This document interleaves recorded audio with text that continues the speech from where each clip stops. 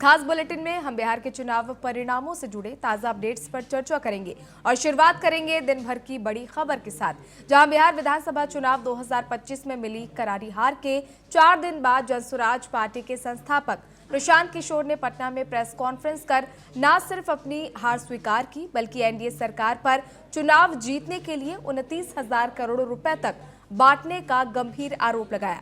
इसके साथ ही उन्होंने मुख्यमंत्री नीतीश कुमार के सामने एक बड़ी नई शर्त भी रखी है। उन्होंने कहा कि अगर सरकार ने 6 महीने के भीतर 1.5 करोड़ महिलाओं को 2-2 लाख रुपए देने का अपना वादा पूरा किया तो वो राजनीति छोड़ देंगे। सुनिए उन्होंने और क्या कुछ कहा है।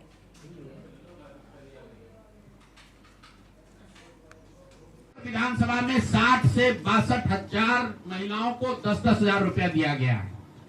करीब करीब 1 लाख आंगनवाड़ी सेविका, आशा वर्कर और ममता की से जुड़ी हुई महिलाओं को करीब करीब सरकार ने 10,000 करोड़ रुपया अलग से दिया है। इसके साथ ही विकास मित्र और टोला सेवकों को 25,000 रुपया एक बार में, और जो लोग प्रवासी मजदूर बाहर से आए उनको 5,000 रुपया दिया गया है कपड़ा के नाम पर। तो कुल मिलाकर 29,000 करोड़ रुपया, करीब करीब 29,000 करोड़ रुपया बांटा गया है। 40,000 करोड़ रुपए की योजनाओं की घोषणा की गई है। अब हम यहाँ इसलिए नहीं बैठे हैं ये कहने के लिए कि इसी वजह से हम लोग चुनाव हार गए। मेरा अब सीधा सरकार से एक आग्रह है कि आपने 2 लाख रुपए देने का वादा किया है, जनता ने आपको मत दे दिया, अब आप सत्ता में बैठे हैं, तो कृपा करके जो 1.5 करोड़ महिलाएं हैं जिनको आपने 10,000 रुपया दिया है, उन सभी महिलाओं को अगले 6 महीने में 2 लाख रुपए तक देने की व्यवस्था कीजिए।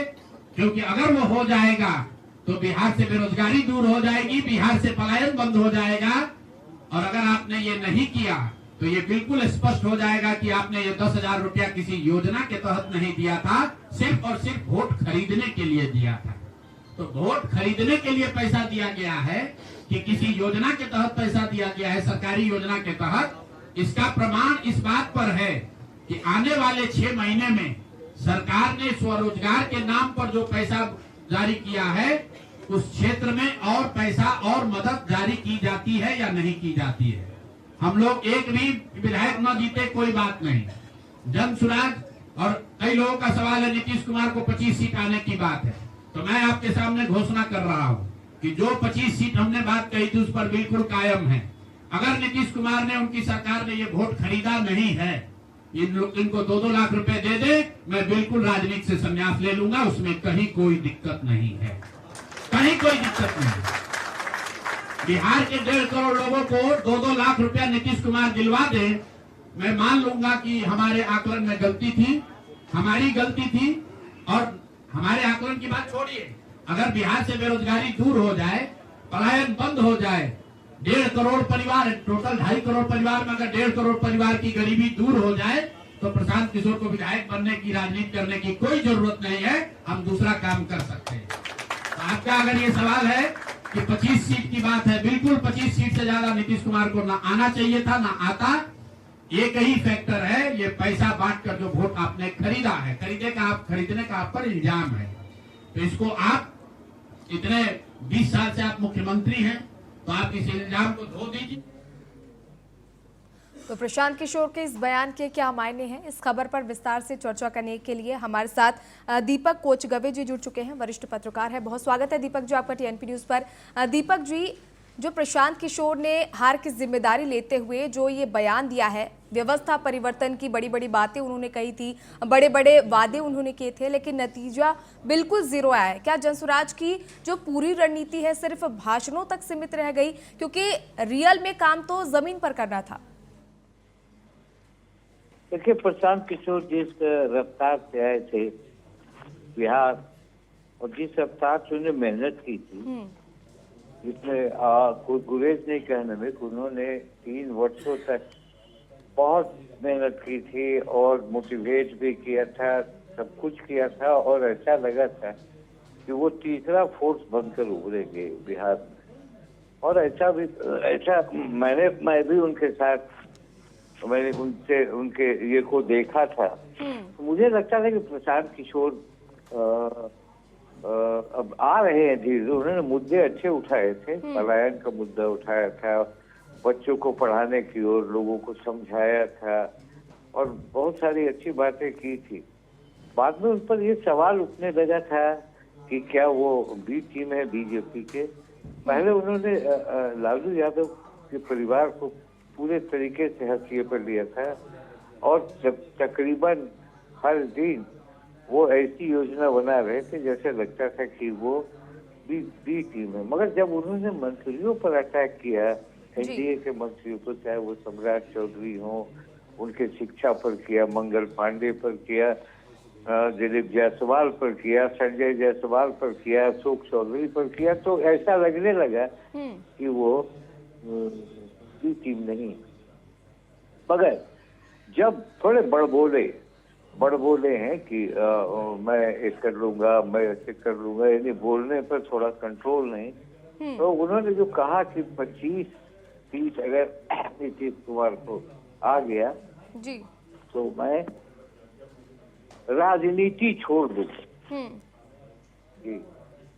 आज जब उन्होंने कहा कि जी पलट गए अपनी बात से और कहा कि हम किसी पद पर है क्या कि इस्तीफा देंगे, यह तो नहीं कहा कि बिहार छोड़ देंगे, यह तो नहीं कहा कि बिहार के लोगों के लिए काम करना छोड़ देंगे। तो कहीं ना कहीं ये, हालांकि देखिए दो चीजें, इनका नजर है कि थर्ड फोर्स बने, चूंकि जिस तरह से आरजेडी 25वीं सीट पर सिमट गई जी तो ये चाहते हैं कि बिहार में हम एक थर्ड फोर्स बने और एक विपक्ष की भूमिका बनाए। मगर जहां तक इनका वोट बैंक का सवाल है, अभी जिस तरह से उनका 243 सीट पर 3.6% वोट आया और तेजस्वी यादव को 22 पॉइंट समथिंग आया 143 सीट पर, जी तो कहीं ना कहीं वोट बैंक उनका आगे है। मगर जिस तरह से प्रशांत किशोर बिहार में आए थे, जैसे उम्मीद जगाया था, हर चुनाव भी एक तरफा हो गया ना। चुनाव में जिस तरह महिलाओं ने चढ़कर वोट कर लिया हर एक एनडीए के घटक दलों को, तो जिनके अरमा आंसुओं में बह गए। बिल्कुल। तो ये सवाल है कि प्रशांत किशोर अब कितना 5 साल में रिकवर करेंगे, कितना 5 साल में ये तो सस्टेन देखने करेंगे। वाली बात होगी। लेकिन दीपक जी, बीच में जब प्रशांत किशोर काफी एक्टिव नजर आए थे, उन्होंने महागठबंधन को बिल्कुल साइड कर दिया था। उन्होंने कहा कि सीधा मुकाबला बिहार में अगर है तो सीधा एनडीए और जनसुराज के बीच है। लेकिन ऐसे में इस तरह की करारी हार, आपके अनुसार वो कौन से अहम फैक्टर्स जो है जिन्होंने जनसुराज को इतना बड़ा डेंट दिया है, इतना बड़ा नुकसान हुआ है, कहाँ कमी आपके अनुसार नजर आती है? देखिए, हमें भी ऐसा नहीं लगता था कि जनसुराज की ये स्थिति होगी। मुझे लगा था कि 10% वोट जनसुराज को आएगा और 10% अगर वोट आता है तो बहुत बड़ी बात होगी जी। मगर जिस तरह से चुनाव का रुख बदला, और रुख का बदला, जब 10,000 रुपये ट्रांसफर हुए महिलाओं के, 75 और 25 यानी 1,25,00,000 महिलाओं को, अब उनका कहना है कि 1,25,00,000 महिलाओं को 2-2 लाख दो।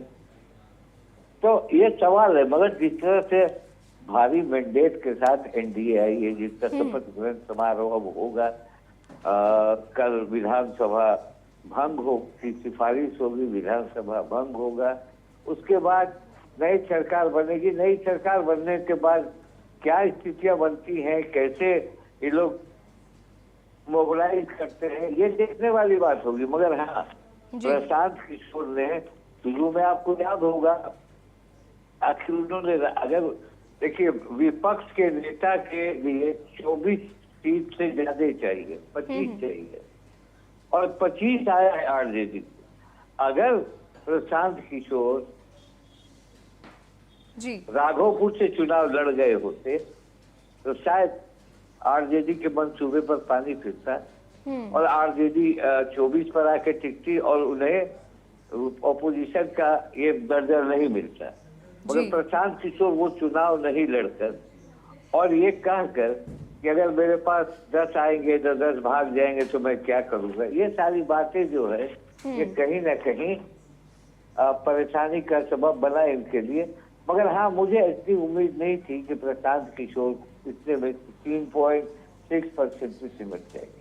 बिल्कुल क्योंकि दीपक जी, प्रशांत किशोर ने जो मुद्दे उठाए थे, शिक्षा के, बेरोजगारी के, पलायन के मुद्दे, इन तमाम मुद्दों को लेकर अलग ही एक कहीं ना कहीं रिकॉर्ड बनाने की बात कही जा रही थी। तीसरे मोर्चे को काफ़ी यहाँ जो हाई लेवल है वो दिखाया गया था। ऐसे में इस तरह की कंडीशन जयसुराज की है, वो वाकई कहीं ना कहीं जयसुराज के लिए काफ़ी टेंशन वाली बात है। और इसी के साथ प्रशांत किशोर ने जो चैलेंज दिया है नीतीश कुमार को, क्या आपके अनुसार ये कोई हाई वोल्टेज पॉलिटिकल स्टंट है या फिर बस बौखलाहट में दिया गया बयान है, जैसे कि आप भी कह रहे हैं कि वो इस तरह के बयानबाजी लगातार करते हुए रहे हैं?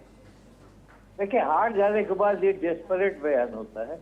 हार जाने के बाद डेस्परेट बयान होता है। जब आप चुनाव के मैदान में होते हैं तो आपकी जो स्थितियां होती हैं, आप जिस तरह से बात करते हैं, जैसे आपने पलायन की बात की, अच्छी बात की, मगर आपने ये कहा कि छठ के बाद कोई बाहर नहीं जाएगा। ये सोचने वाली बात नहीं थी कि छठ के बाद जो यहाँ आएंगे यहीं रह जाएंगे, उन्हें नौकरी कहाँ से मिलेगी? फैक्ट्री जो नहीं है, फलाना नहीं है, कंस्ट्रक्शन नहीं है, तो वो तो चले जाएंगे।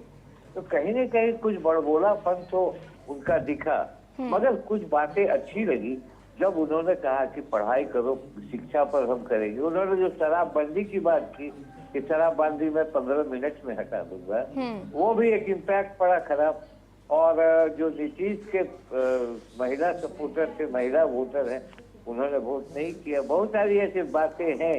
मगर देखिए, अब जिस तरह से मैंडेट है एनडीए का, 5 साल तक सरकार चलेगी, जरूर चलेगी। उथल पुथल हो सकता है, अभी तो नहीं। अभी तो आराम से 1-2 साल सरकार चलेगी। बंगाल चुनाव तक कुछ होने को है नहीं। तो अब देखिए शपथ ग्रहण समारोह में, उसके बाद प्रशांत किशोर क्या करते हैं, मंत्री कौन आएंगे, कैसे आएंगे, बिल्कुल।